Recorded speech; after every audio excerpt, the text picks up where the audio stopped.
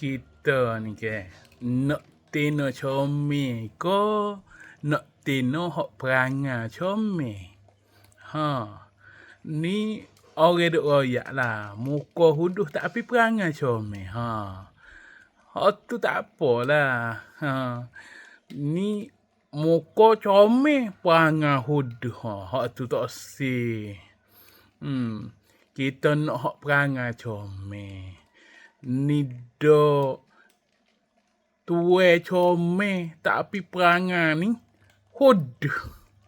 Allah buat gapo tak tahulah.